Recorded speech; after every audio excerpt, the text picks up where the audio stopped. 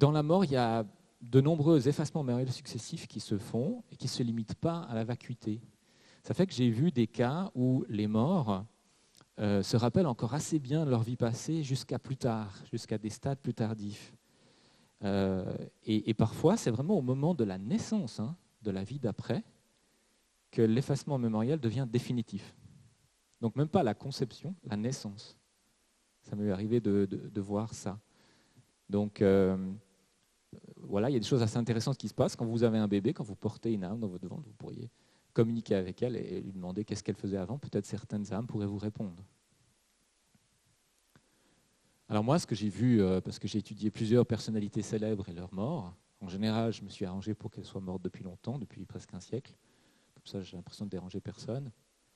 Alors Gandhi, qui est en haut à droite, jeune, Gandhi, Mahatma Gandhi, c'est le fameux libérateur de l'Inde, qui a inventé le concept de la non-violence. Personne incroyable. Dans sa vie, il a médité pendant des centaines d'heures, des milliers d'heures.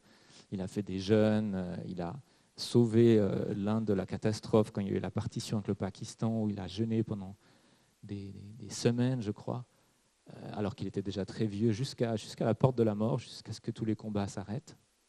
Et en fait, il l'aimait tellement là-bas qu'ils ont finalement des millions de personnes à obtempérer, ils ont arrêté de se battre.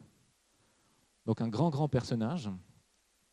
Et lui, dans la mort, je l'ai vu rester 50 ans dans la phase d'illumination pour attendre une vie favorable. Ça, c'est super rare. Lui, il était là, non, moi j'attends. En méditation, il attendait dans l'illumination. Et lui, il se rappelait encore très bien de sa vie passée dans l'illumination. Quand il est entré dans l'illumination, il s'est dépêché de revenir vers ses proches vivants en leur disant « C'est bon, j'en étais sûr, il y a quelque chose après, ne vous inquiétez pas ». Et puis sa famille n'entendait pas. Donc Gandhi, c'est un personnage assez dingue. Il n'y en a pas beaucoup qui savent faire ce qu'il a fait dans la mort. Et puis l'autre, c'est Kalu Rinpoche, que vous voyez en bas à gauche. D'habitude, je me suis arrangé pour prendre des photos des gens jeunes, parce qu'on voit toujours les vieilles photos. Lui, c'était difficile parce qu'il est réincarné et maintenant il est jeune. C'est-à-dire qu'il fait partie des Tulku tibétains. Vous avez peut-être déjà entendu ce terme. Chez les Tibétains, les bouddhistes tibétains, il y a une tradition, il y a un certain nombre de maîtres de sagesse qui savent se réincarner en conscience. Donc ils savent où ils vont aller, ils donnent des indices à des sortes d'assistants, des maîtres assistants, pour qu'ils soient retrouvés et après reformés dans la même tradition. Vous avez peut-être déjà vu le film Little Buddha de Bertolucci. Si jamais, ça, c'est un super film à regarder pour comprendre cette notion des Tulku. Je trouve qu'il a un visage extraordinaire, Kalu Rinpoche.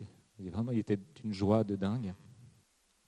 Et il a un monastère quelque part ici, en sud de la France. Je ne sais pas où. Si vous voulez voir sa réincarnation, elle est par là.